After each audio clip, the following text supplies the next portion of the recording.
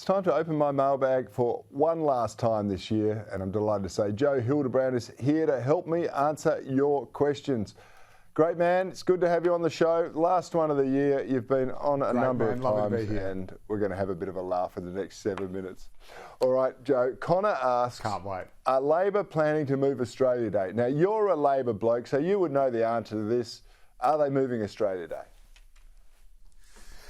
Anthony Albanese personally promised me before the election, and we put it on the front page of the Daily Telegraph, that he was not woke. And while I shared a lot of the trepidation that all of you would have shared when it was announced that they were moving citizenship ceremonies, I should say, although you could call it the other thing as well, according to many, that it wasn't actually any sort of binding thing, and they would still be expecting councils to make it happen on Australia Day itself. So I think this will probably only allow, I'm going to take them at their word. I'm a very trusting guy, as you know, Cory.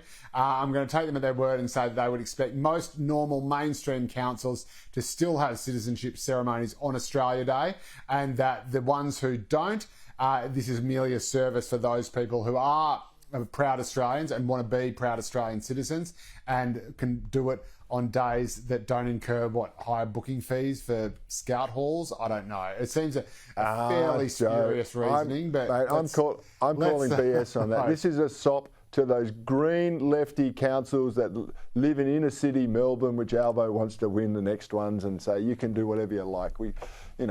This is unnecessary. Anyway, see, I'm combative today, Joe. You've got to be careful about this.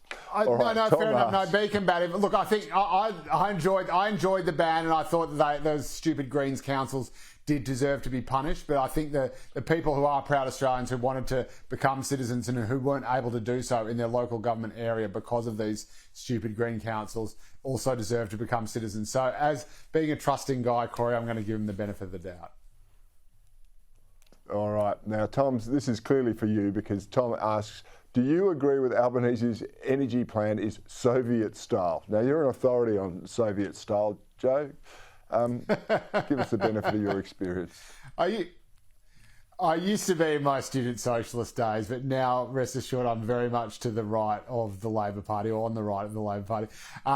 I think, look, obviously it is, and I don't like government intervention in market economics. I think it often ends badly, and there's not a single socialist government in the world that has actually succeeded in making itself more successful than a Western liberal democracy. And so, look, clearly the government intervening is something that is extreme, but I think, in business, as they say, any plan is better than no plan, and this seems to be the only plan on the table.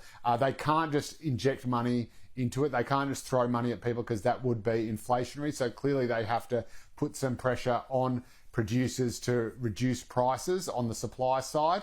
And hopefully, if my Adam Smith invisible hand economics serves me correctly, even though the government is now sort of guiding that invisible hand, hopefully that will reduce prices without having an inflationary effect. And if it doesn't work, they can always change it. So yes, it is, but hopefully it's temporary. If it doesn't work, they can always change it. That's the line of government. It's why we're in such a mess in the first place. And it's not just Labor. All right, mate. We've got one each on this. Madeline asks, what was your favourite political moment of 2022? Can I go first? Because mine was, yes, and I think you're going to agree with this, was the defeat of the marshmallow government in South Australia. They were not a Liberal government. They believed in nothing. They pursued terrible social policies, terrible economic policies, a bunch of damp squibs.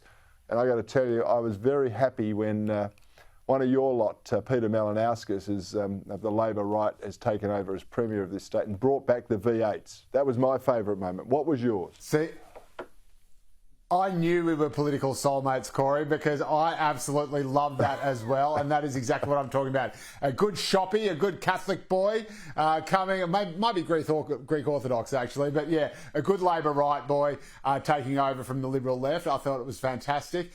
Mine, and this is like the movie Trading Places, because mine was actually the comeback, or not quite comeback, but the announced comeback of Donald Trump, because politics is just much, much, much more fun when the Donald is around. So Donald announcing his campaign comeback and his run for 2024, was my highlight because it just makes life so much more interesting. And if you doubt me, just pick up one of his trading cards where he's got lasers shooting out of his eyes and he's dressed as Superman, complete with a cricketer's box. So that's mine. I missed out with that, but I do agree with you, Joe, that it is so much more interesting with Trump there. And I just think, draining the swamp and shaking up politics is actually pretty good for it. All right, mate. Shane asks, what is the biggest issue going to be in 2023? I think it's still going to be energy, and I think it's still going to be energy prices and the fact that feeds into cost of living as a whole. The thing is with coal and gas prices and therefore electricity prices is that it doesn't even just stop at coal and gas or electricity. It feeds into absolutely everything because it drives up the price of everything that needs to be stored, everything that needs to be transported, and everything that ultimately needs to be made and sold. And that, of course, is everything. So I think that will still be the number one issue. And I think as hopefully inflation does start to come down a bit, the debate will then change to, all right, well, how do we get prices lower in the longer term? And maybe, just maybe, a bit of nuclear fusion might be on the cards, Cory. And that would please everybody because it would be a nuclear response to climate change, which might just work. And that would address climate change, address global warming, hopefully fix the problem, reduce CO2 emissions, and also piss off the Greens. So everybody wins. Well, that's the ultimate scientific experiment to annoy the Greens and achieve all their goals at the same time. Joe, I've really enjoyed the conversations I've had with you over the year. Thank you so much for your time. You're a sparkling talent. I know you annoy all the right people on Twitter, including some of the wrong people, and I know you annoy half of the people in the Labor Party as well, which, I respect you for that also. So Merry Christmas to you. Have a great break with your family, and I hope to see you in 2023.